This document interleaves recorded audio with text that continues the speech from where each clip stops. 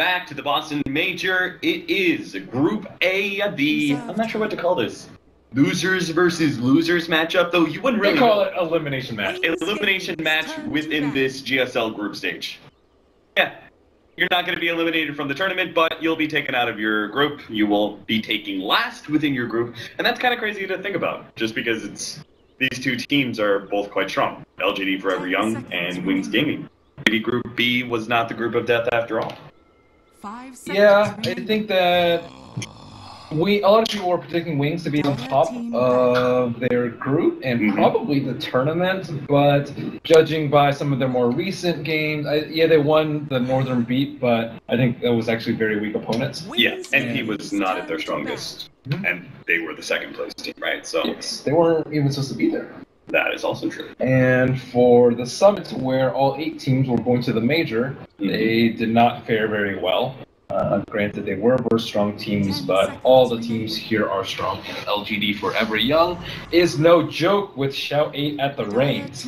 Yeah, they certainly aren't. I think they put on a very good show versus Digital Chaos, and you can definitely tell the Shout 8 influence. You know, you're watching those games, and even when they were in a losing position, they still played, you know, to be able to take objectives. They didn't sit idly by. They went out. They were active. They were aggressive. They played to win rather than to just kind of play and stretch out the game. Let's see. Rubik, overall first pick for LGD Forever Young. So I studied all the teams and their openers, and I tried to come up with a name for each of them. Okay. And what is LFY's? Oh, so the openers can be something +1 or a 2-hero pairing. Okay. So LGD Forever Young was... My name for it was, I think Yao can only play Sand King.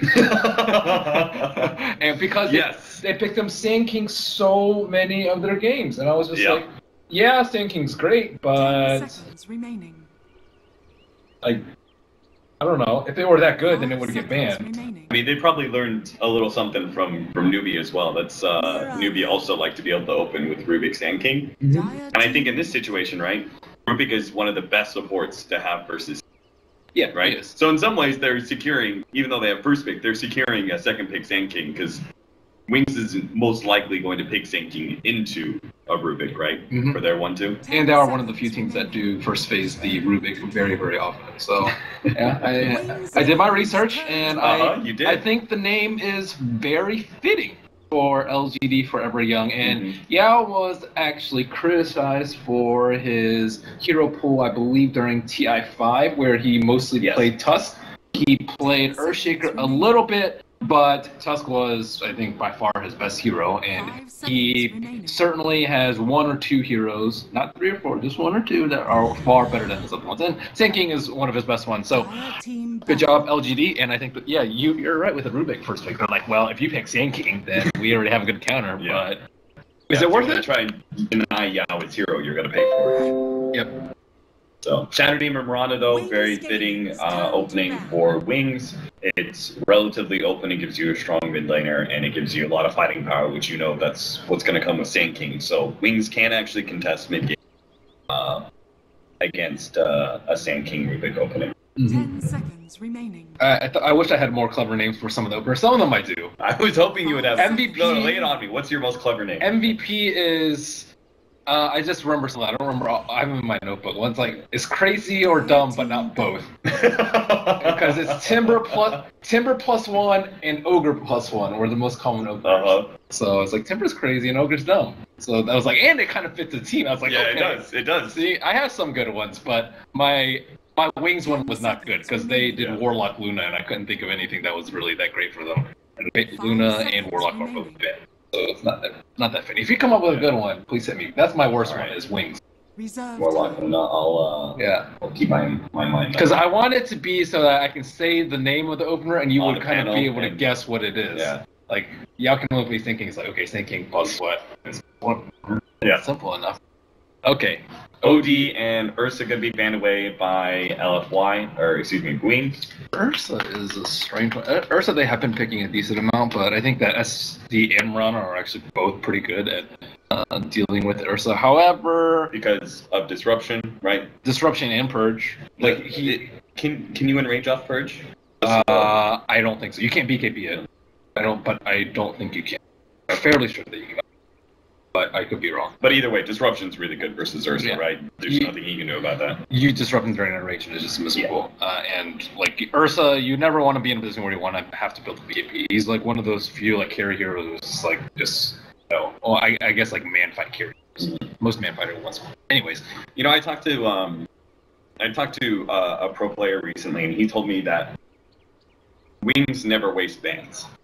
Yes. So, so he said that if you look back at their drafts and you look at their second or their 3/4 bans or even their 5th ban, right? They'll never waste those. So, in that idea, we're presumably going to see something picked up from their 3/4 that Ursa would have been very strong I think it's right? Because they have no off-lane picks right now. So I think they have something in mind for their off-lane, and Ursa's like very strong versus it. Timbersaw. That's a great example of a hero that Ursa can tear apart. Yeah, and that is like that's one of the things I noticed about Wings. They have very few consistent things, but one of the things I see is that they like to. One of the things is they like to pick heroes that can go multiple lanes. Muerta and Timbersaw can do that, and another thing is they don't give up their offlane. Never give up. And I think if you want to pick Timbersaw and you're versus Ursa, you probably going to be forced to Iron Talon, and they just don't want to be in that situation. Yeah. How does Timbersaw match against Sand King in lane, do you think? I've seen it done a couple of times. I think Timber has to overload on regen early, but after that, your Whirling Death does more damage than Caustic. Yeah, I remember thinking it was kind of like the opposite of Axe. You know how like Axe can be good against Sand King in the first like 1 or 2 levels, right? And then he starts falling off because Caustic Finale just gets stronger and stronger. I feel like it's the opposite for Timber in that he gets stronger as the lane goes, but early he's gonna have a rough time. Yeah. Reactive is really strong. So all you need is enough to get like Reactive level 2, I think, and then you're okay. But I haven't seen that matchup played too much. The important thing, right, is you have to keep your HP high, so you need to bring like double tangos to lane sort of situation. Yeah, and get pulled maybe. Yeah. And he has to worry about Sunstrike, which is going to be even more problematic for him. Invoker, I also like the Cold Snap versus Timbersaw. Cold Snap is just really good at making sure that he isn't able to get away. The OD ban is likely like they don't want a core that can save people. Like we've seen defensive Astrals just completely ruin team fights for some teams, and I think Wings is one of those teams that just like, okay, someone gets hit by air, they want to be rewarded for that, and the OD save is just, I think a lot of people just deem it overpowered. It lasting so long on allies and enemies and it being such a short cooldown. I mean, I'm not sure if there's any other core that has like that hard of a saving mechanism. Exactly. You know, like you do Vengeful Spirit core, but there's downsides to it, right? OD is just like a strong scaling core that also gives you a save. Nyx Assassin for Wings is going to be paired up with a Shadow Demon as a support here, or do you think this is going to be a core Nyx and a core Timbersaw? I would suspect it's usually Blink that plays Muerta. I actually don't think I've seen them run other ones. I'm sure they could have play like on Ice or something like that. But I'm actually not sure. I would say Nyx support at this point. Yeah. There is still the possibility, right, of like a safe lane Timbersaw and Nyx Assassin off lane or something like that. That was actually what I was. Do you think that's possible, or do you still stick with the Nyx Assassin or with Shadow Demon?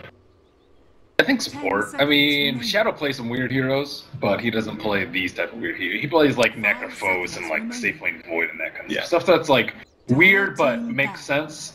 Did you see they played a Shadow Axe game earlier?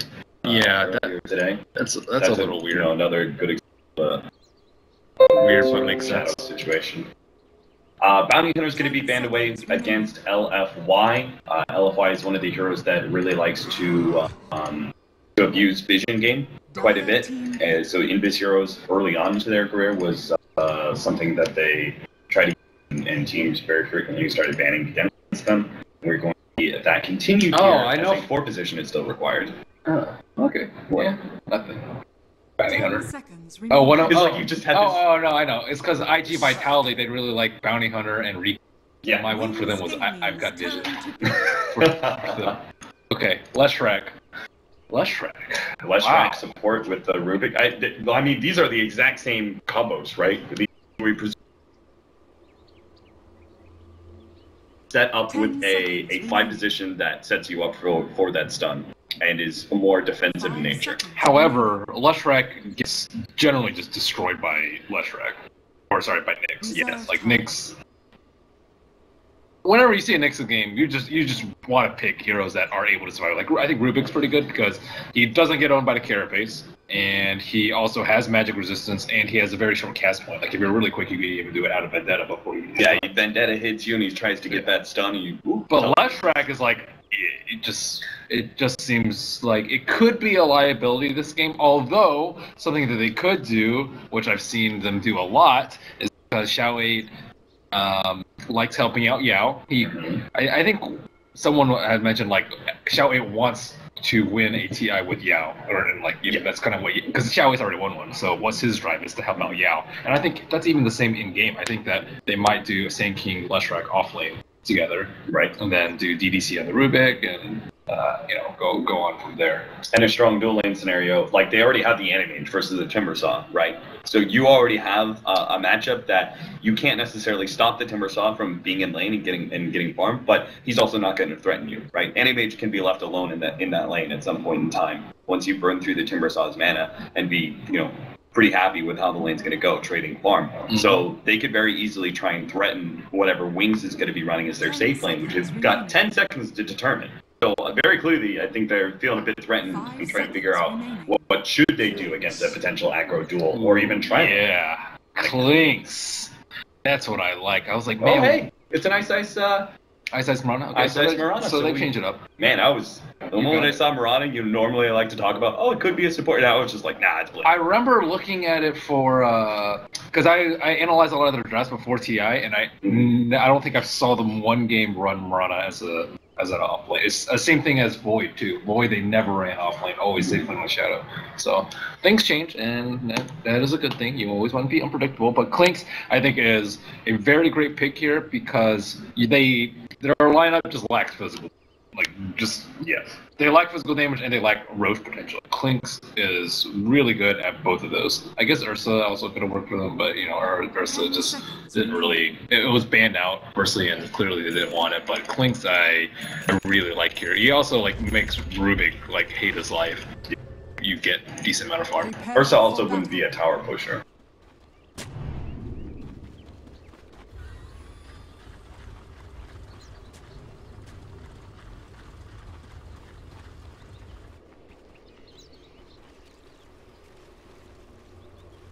God, you're not going to be outscaling the Anti-Mage, so they need to try and end this game early, right? Let's get my predictions. All right. Off with your head. What are the predictions? Total number of smoke ganks. It's usually 0 to 1. I think we're gonna have one right now. So if there's a kill that comes out of this, we're gonna take 2 right now. The arrow's gonna come out, will land on the DYF. They're gonna be able to get a lot of damage onto him, but he has a blink up in a second here, and will be able to get himself away. Nice double stun though. Yao's gonna be the next target. He's already dropped pretty low. They will be able to finish him off. The Whirling Death just cuts down that strength here down the side. They'll get a good stun and manage to get the kill in return on the blink. But now a lot of damage onto Faith Beyond. Lines up the stun again onto Zhao Wei. They'll be able to take a second kill. Faith Beyond tries to take the trees, hide himself away. Healing Salve and a Disruption is going to be able to save his life. A 2-for-1 exchange with Wings also picking up the first blood. Wings come very clearly out on top in that engagement. Yeah. So we already have 1 on the board, right, Ben? I'll go with 2. 2 Wings, Shadow. Quickly! You lost. I just throw it down. Yeah, okay. I literally just picked anything. I mean, it's better than picking nothing. I'm set against you. Oh, no, I didn't even get this one. Oh, yeah. Oh, no, I did. Your pick. LFY. Okay. So I'm against you on this one, apparently. I'm siding with LFY all the way. You're clearly biased. It was my subconscious kicking in, under pressure, under 3 seconds. Well, Suba's going to have to TP back to lane here, already off to a bad start. Is this purely the Quas? Do you think this is going to be a Quas Wex game, or is it the... It's Super is very well known for its Quas Wex. Way more over Quas Wex. I will say the games I've seen him play, it's 80-20 plus Quas Wex, so leads me to believe Quas Wex. Is it better here, though? Yeah, they have Anti-Mage. You can easily go Quas. It's kind of a shame that you're going to miss out on potential Sunstrike kills thanks to Sand King and Rubik setting him up. It is not a shame if you've seen Super's Quas Wex. This is one of the best. I conclude. That's actually the hero I first saw him on. I thought that he was really good when he was on BG. Played DK. Yeah. You stuck around too long, my friend. They thought they could actually kill Innocent, but instead it's going to be the other way around. Yao turns and fights. He's got a Burrow Strike up. He may have to use it here. No, he's good. Fairy Fire. He will stay alive. Manages to force some regen out of Y. He's actually going to be dropping pretty low here. Ice Ice is also going to be running low on regen. So this dual lane can actually bully the supports out right now. Not if he's suiciding units. That is also true. The great fun of this patch. Well, you can't suicide the neutrals if you can't get there in time. Innocence is going to be caught here and taken down by the right clicks. Yao will be the one to pick up that kill. Ice Ice sets himself up for the 2-minute rune. Nice play by Xiaowei. He's making the support Leshrac work. It's not easy to make work. And yeah, doing a lot of damage. Making these supports work to keep their safe lane secure and making sure that Yao gets his levels. He's level 3 at the moment, despite that brawl prior to the Horn. We're going to see Zhao Wei deny himself, but in the meantime, he is going to be leaving Sand King all by his lonesome. He doesn't actually have the mana to be able to Burrow Strike up, and Arrow's going to come in and nails him. Ice Ice, showing off his support for Rana. Got him good. Got him real good. Beyond doing. He's the off-lane Nyx Assassin against a Rubik and Anti-Mage. Perfectly okay. Yeah. He just wants levels, right? And Nyx Assassin is definitely a hero, an offlaner. He wants to be able to pull, yeah. I think is the most important thing. Like, it's a given that he's going to get levels. It's more of a question of whether or not he's going to... Nice idea here. LFY, they rotate Zhao Wei up to the top lane to punish Faith Beyond as he tries to push up against DDC, and it looks like they should be able to get this kill. Faith Bolt is being held on to. They just need a couple more right clicks. ZYF and blink in a second. Mangoes, TP's out. Oh god, he's going to dodge all of it until the right click comes in. They still managed to get that kill. That was really close. Yeah.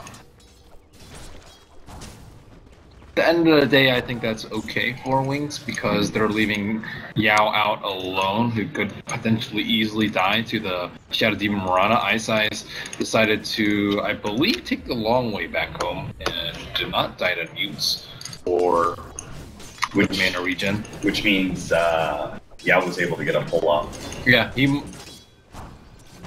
deny thing, he also maybe could have been able to up, let's say, to the mount to help. Actually, he couldn't have done, but they could have pressured Yao a little bit more, as you mentioned. How are you feeling about this this LFY team with stand-ins, by the way? Obviously, you're never going to feel real confident saying, like, oh, they're a better team because they have these players. Everyone knows that synergy is important, but are you more comfortable than most other stand-in situations that we've seen before? They got some pretty good players on their team. Yeah, I think they actually should have been able to do better in the China qualifiers. So, I don't know, it's kind of a toss-up. I think most of the qualifier teams from China as well as LFY are very similar, and if the other two deserve to be here, I think that they are kind of the runner-up, and a very close runner-up, like 95% was... Yeah, going to lead the things off here on the Shadow Lane. They're going to be able to get that stun. Follow-up arrow is going to land out of Yao. Looks like they can actually trade off kills here. Yao is definitely done for, and the Shadow Demon still managed to get out. Zhao Wei is going to be chased away by Shadow with that heavy right-click damage combined with the Shadow Demon's Soul Catcher. We're seeing this build all the time now on Shadow Demons, especially coupled up with the Mirana. It makes a lot of sense, but with Shadow Poison receiving the nerfs that it did, a lot more Shadow Demons are putting value in early levels of Soul Catcher.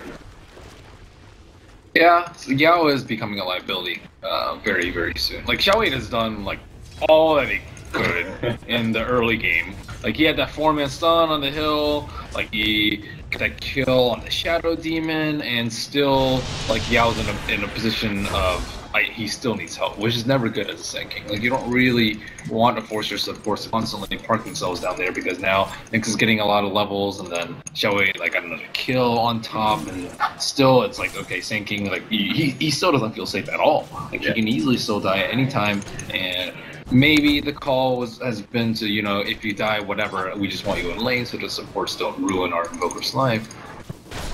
Especially because he doesn't have the Force Spears to block the arrow, but it's just rough. for LGD for every young in this early game. You want as much space grade for the Anti-Mage as possible, and right now it's only Xiaowei doing it. Yeah. Oh. Stationary Toss. Shadow is going to be a target here. Nice disruption there from Innocence. Perfectly timed. Dodges the stun. Dude, there's no way they would have killed him. Death Pact. As soon as, ganking a Clinks is so timing focused. It's like ganking an Alchemist, right? Mm-hmm. If he has his ultimate up, it's just it's a bad time. You wait for that to go away. Or you just need a lot more people. I think it's better to just limit his farm at this point in time, which is also a good idea. However, Sand King doesn't have that much regen. He doesn't have a Clarity, he doesn't have a Mango, he doesn't have Arcanes, and his partner doesn't have Arcanes. So they need to make each of these stuns count. Should be a fairly easy kill. Most Innocents can do is... They're all coming in. Second here. Maybe that second can actually allow them to be able to get a return kill. Xiaowei is going to be cut off here by Blink. Denies him from being able to run to the river. Ice is also nearby. The extra ice. And Shadow starts going on a super here, but he is going to be EMP'd up. Thankfully, he's very tanky to the Death Pact, and they managed to catch him with the Chakram towards the end. Super ends up going down. So that extra second or two from the Shadow Demon disrupting himself does actually help buy them a return kill. They found not what they were expecting, though. Super. Very valuable kill on the Invoker. Ends up dying. And they managed to pop down a very deep Observer War on the side of Forever Young. So even if it's a 1-for-1, maybe slightly not the most in your favor, getting that war down is pretty important so you can scout out the Clinks' movements. Right. He's the hero that can abandon his safe lane pretty quickly, right? Spend time in his own jungle or even the enemy jungle, as we've seen. I'm reminded by Eternal Envy's Klink's play, how he always, as soon as he picked up level 6, would go into the enemy jungle and just kind of park his butt there. I wonder what item he's going for. He has 1,800 gold. Yeah. So he's actually going for the older build, not the max, minus armor build. Yeah, with Desolator. Base Beyond, a little bit of trouble. Thankfully, the Cold Snap is worn off, but never mind. Counts on the other side. He just right-clicks him, and that will be good enough. In the meantime, though, a much more important kill. Anti-Mage. He ends up going down to the top lane. Wings rotate both supports, manage to get that kill.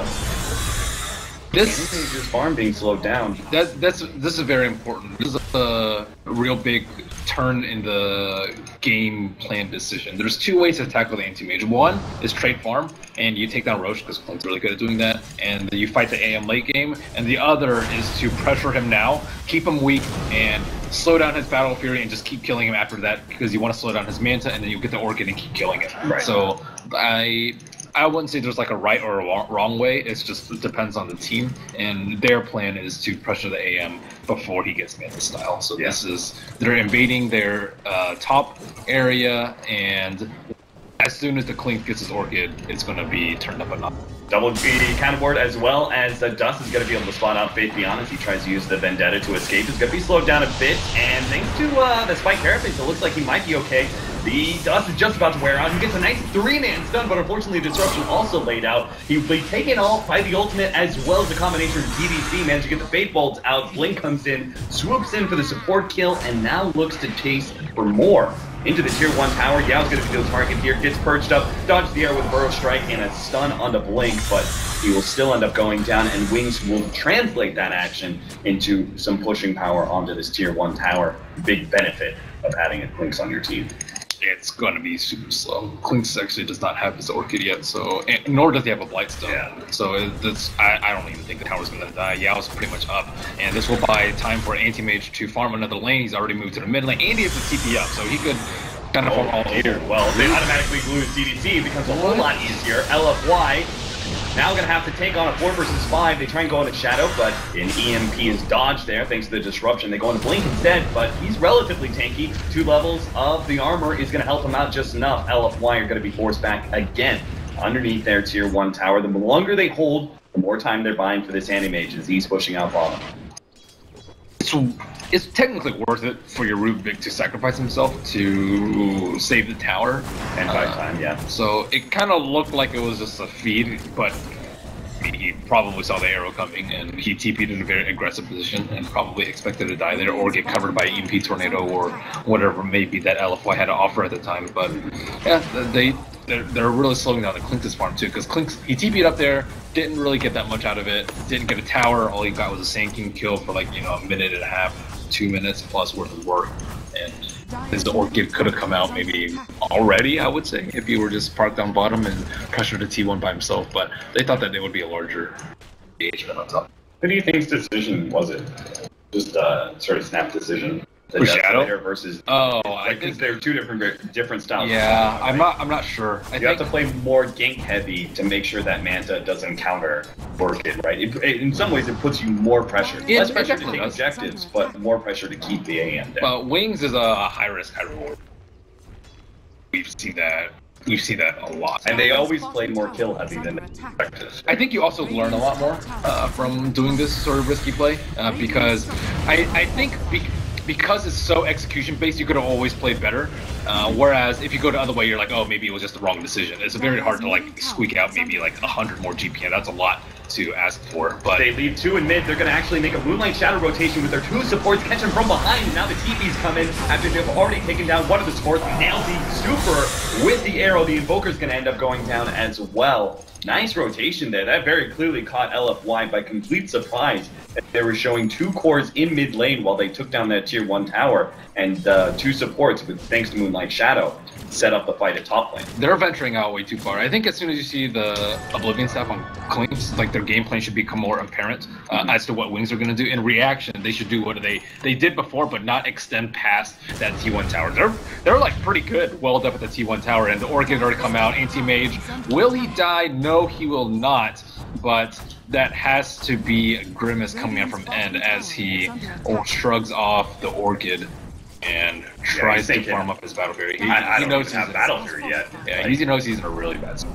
That is what happens. Super, it does see this one thanks to the counter work, so they might just be able to cage Faith Beyond. The arrow's going to come in, nicely sidestepped there by Super, but now he's going to be Orchided up. He should be okay. No big nuke damage is coming in anytime soon. Faith Beyond barely survived through all of that. In the meantime, Wings did take the tier 1 tower at top lane with the duo of Shadow Demon and Timbersaw.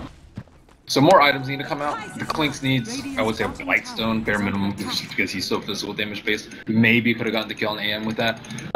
They also need the Blink Dagger on the Sand King. He had a rough start. It continues to be rough. No Iron Talons halfway to his Blink Dagger. And then Invoker just needs any sort of item. Orchid is the go-to. Midas occasionally, which looks like what he's going for right now because they know that they need this game to go on for a while. This is a very important kill. Shadow gets caught by the counter ward as he tries to do something by himself solo, but gets caught and actually gives away a very important ability as well. DDC actually stole Skeleton Walk, which is not just great escape mechanism, but also can potentially set up team fights, get a lot of information. Valuable ability for DDC to be able to pick up, especially since he's got Arcane Boots soon. So he's even got the sustain to be able to just stay out in the map constantly. Now, I think Wings are pressed with the decision. What do we want to do? Now they've taken back control of your jungle, and the Anti-Mage is going to farm his Battle Fury at this rate if they don't do anything about it. So do they want to trade farm again? Do they want a few more items in the Clinks, like treads or whatever it may be? Or do they want to pressure that really, really hard with this Rubik scouting them out? It could be a big waste of time. A pick off on Shadow due to his over-aggression turns into almost a kill on the Timbersaw. Fortunately, the disruption will buy so much time they just blow up the Sand King again, showing off that Whirling Death and how powerful it is against strength heroes. Yao has just been the brunt of all of these arrows thrown out from my eyes. Super will ensure there's no TP in and henceforth no deny on the tower either. Again, Shadow and the rest of Wings go the more aggressive route, which is taking control of their jungle. They're going to bring everyone over there instead of trying to trade farms. So you can see like the decisions made by them over and over again is to go the more aggressive route, take as much control as they can because they can. Got him. Fake Beyond, it gives them the walk away. Leshrac ends up going down due to the Chakram. Radiant's top tower is under attack. Thanking, yeah, I was almost there. God, he needs it too, because this Nyx is asking you want to compare offlaners right now. Faith Beyond, thanks to the fact that he's a hero that just simply doesn't need that item and can come online a lot sooner. A lot more impact in being able to shut down the enemy cores. Yeah, the Sand King has just died in every time he wants to go in, and I think that Y is playing amazingly well. Like his defensive disruptions have just been incredibly good. And the thing about defensive disruptions is like you have to be there before the fight starts. So he like predicts these movements from Shadow and DDC see each other. Counter ward for a counter ward. They're going to bait out Shadow a little bit as he goes for the counter ward himself, tries to go for the Orchid on DDC. Innocence is ready to go at any point in time to disrupt, but it's just not necessary. They're going to get the kill on Yao, and disrupt on DDC will allow them to be able to pick up that extra kill on the side. And EMP will keep the rest of Wings from surging forward and catching any more members of LFY. But again, Wings choosing the aggressive option, opting to fight and bait out whenever possible. One of the reasons why Wings is thought is so formidable is because they read the opponent's movements very, very well. Like, they had 5 people there, and you'll be like, yeah, they lost that fight. But they had 5 people there. They were ready for LFY to make the movement with the aggressive skeleton walk. They were prepared with sentries. They even had a dust on the Muerta too, just to make sure that LFY couldn't really make the moves that they wanted to do. They know that the other 4 are going to try and create space for the AM, either just stalling pushes or making aggressive maneuvers, picking one off and then getting out. And they already got the kill on Clinks. They thought they could get greedy and get a little bit more, but instead, now they've kind of relinquished hold of the enemy jungle and can only farm their own. And again, Yao dies. 17-minute battle period, that's where we're at right now for DYF. So he's got it. It's a bit late, and he's still really, like, he still has this whole entire period of time where he's trying to build Manta, but he's super susceptible to the Orchid that whole entire time. They're smoking. LFY got to create some space for him in the next 5 to 8 minutes. And this smoke is going to be the first start. They saw Shadow farming up that top lane. The smoke is popped. They get the dust out, but the problem is, this hero, even after it gets dusted, is still so fast thanks to the 4 levels of Skeleton Walk, they're not going to be able to catch him. Super throws out the Tornado. Fortunately, a wand from Innocence, even through the EMP, will allow him to throw out the Disruption, catching Super. An Orchid goes down, but they do not have any follow-up disables until Faceless on the other side. He hits the stun, easily cleans up the Invoker. DDC lies in wait, but unfortunately, he did not have the Skeleton Walk before this, so I think it timed out, or maybe he died. He wasn't able to set up that gank on Shadow like they really wanted. Yeah, he had died. Yeah, so fortunately that smoke is just always going to be hard, right? But the Clinks read it well, though. He didn't go straight right into the secret shop. He went down so that if the smoke popped, he would be at very high range. He was at like 800 range, let's say. If he went to the right, he would be at like 200 range. They easily chase him down with a lift, whatever they had, but the Rubik wasn't in range of lift, and by the time he was, the fight was too close to Wings' T2. Right. And now Wings with another aggressive maneuver. DDC will pop smoke, but now Muerta is out of detection. No sentries, no dust, and DDC, wow, he's in deep. He's just trying to see if he can follow up that Muerta. Not going to happen. Moonlight Shadow throwing down, bait beyond, spotting out a lot of these heroes. And the Vendetta, he's going to go on the Super first. If Orchid goes out, she's a little bit too late, but it doesn't matter. They'll still manage to get Super, and Yao's going to be forced back. Zhao Wei actually trying to clear through the creep wave, but Face Beyond jumps into him with the Spike Carapace ready to go. That stalls up his retreat, almost allowing Blink to be able to catch him. Nice telekinesis back by our Rubik. Ice. His body is thrown into multiple members of Wings, stalling up their aggressive move. They're still going to try and peck away this tier 2 tower with the Clinks. DYF, though, he just sees this as more time for his Manta. Yeah, he's actually getting there. He's only, what, a little over 1,000 gold away? I don't know if he had items stashed away, but I was like, 17-minute battlefield, and all of a sudden I click on him, 18 minutes, he has Yasha already, so. Yeah, that's what happens. And they've been keeping very good track of the Clinks, because Clinks has been farming in lane a lot, so that just invites Anti-Mage to farm wherever he wants. And let's see, Next Assassin actually has a Blink Dagger too, so he's getting there in terms of farm. We still haven't really seen any huge plays out of Yao yet. That may change now that he can be in Blink. Do you think in some ways that, because if you look at their setup, right, they've got 2 heroes, the Timbersaw as well as the Muerta on a 4 position, that are able to spam out waves. Do you think Shadow needs to be showing himself in lane as much? You just said him showing in lane is allowing the animation to feel more confident in farming and that sort of thing. No, he shouldn't, but it's not really his fault. It's, I always say that other people need to be able to push out the lanes, and Blink has gone for the BOTs, so now he can fulfill that role where, I mean, Shadow also needs more. He's doing very well in net worth. And way clear, there's 2 sides to the story, right? LFY are also doing a really good job of pushing out the waves and forcing it so Shadow, even though he doesn't want to, has to actually stop some of these pushes. Definitely. And that's on Zhao Wei, right? He's doing a great job spamming out waves so much. Yao's going to be caught, though.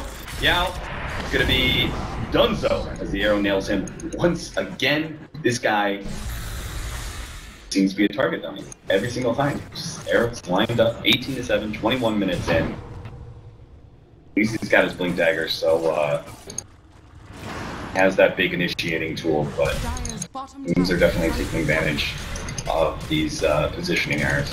Ooh, Sentry Ward drop. Faith-Beyond will go up towards the high ground, where there are more sentries, but no heroes involved. Or is he going to walk into this trap? Well, stun goes out. They are able to combo it up. No Spike Carapace just yet, but the arrow's going to come in. Now the Spike Carapace goes down, and DDC, he's actually maybe going to be popped as well. The Leshrac, nailed by the arrow, had no hope whatsoever. Blink forward. Nice turnaround. DDC managed to get the stun out that's stolen from the Nyx Assassin, keep him alive. And again, it's just all this kind of action, right? The more you can delay these kills, make sure that Wings don't pick up too much. Anti-Mage is getting more and more space to farm. Wings have taken almost all the outer objectives, though, and they just now pick up the Desolator. Demoralizing. And it is. The fact that he didn't go Desolator, and they still have every single tower except this top tier 2 by 20 minutes. And they laid a trap for the Nyx, and then the later heroes died. Yeah. That's even more depressing. I mean, I feel like that, in some ways, LFY keep kind of doing that, right? They went on the Nyx Assassin in this area, right? With just 2 heroes. They did it with, yeah, they went on Shadow. Yeah, right. They went on Shadow. But again, it was like kind of a 2-hero, combo that they tried to do. Yeah, the Wings are always bringing all their heroes to the fight. Yeah, that leaves the opportunity for them to be able to be split push from their opponent. If they're always good at that, that's generally the response. But they're not fully committed to split pushing. They're still trying to make plays happen as forward, despite Invoker, let's say, not having the Ghost Walk into Orchid combo that can solo pick people. He went for more of a team fight build, I would say, with the 4-step. So it's too little really happening from their. I think. Yeah, I mean, it's not that bad though, because he died in a very, very long time. Yeah, I mean, they're playing this style for a reason, right? They're kind of playing a bit aggressive. They're trying to play, where Wings can't just run all over the map and do what they want. They set up these opportunities. They set up the chances to be able to go on a hero. Yeah, defensive is too draws predictable. Attention away from. And a little bit late on the 4-step there, but it does push him uphill in time for him to dodge that last hit, which probably would have killed him with the addition of the Orchid tick. Maybe. How do they know? Is it this ward?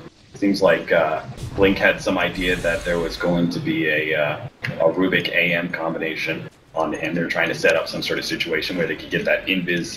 Oh, Anti-Mage! They saw him TP. That is real bad. He has the Manta though, so Faith-Beyond's gonna have to try and get a stun out of Invis, and I'm not sure if they can burst him down. We'll see. They're actually gonna set up with the Spike Carapace into the Battle Fury, but bam! LFY and playing a trap of their own. They take down both, and now the Timbersaw has entered into the fray. Fortunately, they've got that Aegis, but a Clinks with an Aegis really doesn't amount to much. No death pack there, and he just gets taken apart by the magic damage. Fortunately, our Timbersaw is making a grand escape, but LFY just punished Wings so heavily, setting up that trap. Yeah, Anti-Mage, I really like this play over there. He knows that if he's in the fog, it's very difficult for Nyx to hit him with a stun and Clinks to keep right-clicking. So he kind of played in the trees a little bit, and then his senses went off, and he backed up towards the tower where all the supports were in Wings. They probably should have been more careful as soon as they saw him go into the secret shop, but high risk, high reward. Now they're going to lose their last tier 1 tower. The mid tower gets taken out. This will open up certain things like ancient camps, a lot easier for Anti-Mage to be able to take up as he pushes down the mid lane. He's becoming an issue now. Yeah, certainly. Look, what do you want to go now on Clinks? You mentioned that, yeah, it's riskier if he goes for Orchid first, but they didn't get any kills on the Anti-Mage with the Orchid. So I wouldn't say that it didn't pay out for him, but it probably didn't come out to the best of outcomes for him. So now what does he want to do? Does he want to go for a Scythe so he can double down on killing the Anti-Mage, or does he want to go for, let's say, BKB so that he can take team fights? At least, yeah, he better choose not to go to Scythe once Anti-Mage reveals that he has this Lincoln. It's not that bad. He can just like Orchid into Scythe or Scythe into. Oh, you're right. He he wants to be able to kill the Anti-Mage, and they actually don't have that great of setup. Like, Nick Assassin can maybe do it, but it's always a maybe because Anti-Mage has fast reflexes and can Manta slash Blink. And eventually this Orchid will turn into a Bloodthorn as well, so if you're using that to just proc the Linkens, right, you're missing out on a large share of your damage. Mm-hmm. But you have to side them, because... But you gotta do that. Yeah. And you can, it'll set up just offensive disruptions on him too, which is very important because anti-mage illusions are by far the best of this game. Or staff, or yeah. So now he's got an extra potential defensive item. Xiaowei has the Ghost Scepter, where you can start building into the Aghanim's for super, but as you said, he kind of took the team fight first focus and didn't try and be that AFK farming Invoker that only comes online by 16 minutes. Or level 16 rather. So now they are trying to Moonlight Shadow deep inside their own base so they don't get caught by Invisible Ward. They have the gem now on Ice, and looks like Roshan number 2 wants to be their prize after they deward this area. So they're already thinking ahead, already setting up for Roshan, making sure that Anti-Mage is strong enough to blink in there and solo it with a little bit of help. I guess it's not really solo, but kind of. The solo +1. Solo +1. Yeah. Solo, air quotes. Really, you just want somebody to tank Roshan. Right clicks, right? Or just stun him constantly. Or get an alacrity on yourself, or carry a Vlad and be near you. Like, any of those are, I would consider, like, yeah, they're like solo-ing. Trying to set up this stun. Is going to go for the Vendetta. Still managed to hit the stun after the Manta.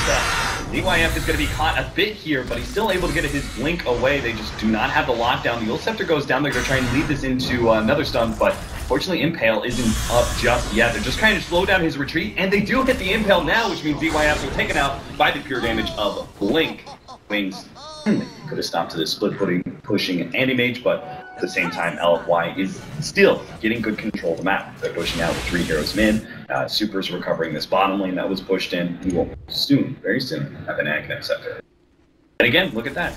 Like Wings, they had a possibility to take an objective at tier 2 at the top lane, but they're going to wrap down a bit some of these heroes, control the mid lane. Do a little bit of hunting here.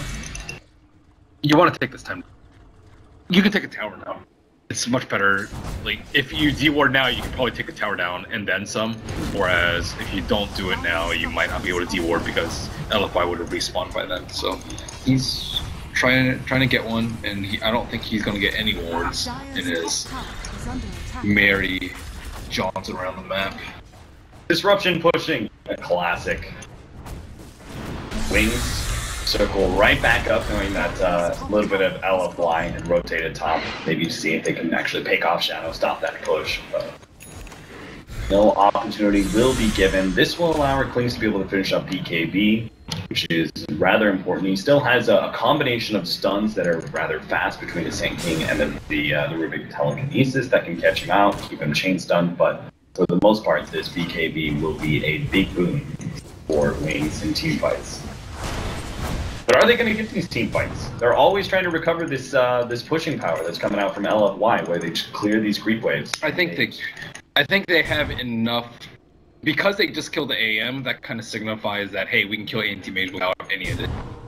So that means that I think they're going to force LFY to try and team fight very soon, because the split push game isn't necessarily working out for them, because they're going to lose Roche because they can't push out the lanes and they've lost Anti-Mage. It's also a signal by the Clinks too, because Clinks, I see this question a lot. It's like, why do pros hold on to so much gold? And it's because they're not actually sure what yet, because you got to see how the game progresses. If they don't have enough disable to kill the Anti-Mage, you go for sight. If you want more team fight, you go for BKB. And it wasn't really clear before that whether or not they could have killed the Anti-Mage. And with that one on the left side, it's a statement, hey, we don't really need it. We have a lot of pure damage with the Timbersaw, a lot of lockdown, especially if we can hit an arrow, or if he mantas prematurely, and that they can just go for a team fight and force this engagement. They have the gem on the Yao. They've already spotted Shadow. They are going to be able to lead with a stun off on him. DYF tries to actually jump forward, but at the same time, Yao jumped backwards. They didn't have the vision. He gets 0 right clicks off on Shadow. Now Shadow pops his BKB, goes straight for DYF, and they will be able to execute him. Xiaowei looks like he got nailed by an arrow, but they're trying to take more of these heroes in the mid lane. Ice under the attempt of a chakram from Rubik's actually a successful one. He managed to get that kill. 1 for 2, but Wings ready to push high ground. They've lost their support Muerta. They don't give a damn about her. They're going to be having Faith Beyond act as a big old turret with his gem sitting on the front line. And, okay, force tapped it backwards rather than forward. And our Clinks is going to be the big damage dealer. I like that play. Faith Beyond, I think it made himself face backwards so he wouldn't be force tapped into a situation he didn't want to be in. Exactly.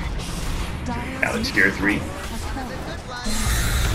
We chipped away, 35 seconds. Oh no, Super's gonna be caught. This could potentially turn into so much more if Wings get the appropriate pickup. A big epicenter comes through, but it's just not quite enough. Both Faith Beyond as well as Slink will both survive, and Yao is the one to go down. They could have fought in 20 seconds when the Anti-Mage was coming back up, but they just lost Super as well as Yao. And without those 2 cores for another 45 seconds, Wings will continue on their push. They're gonna go for the bottom lane next.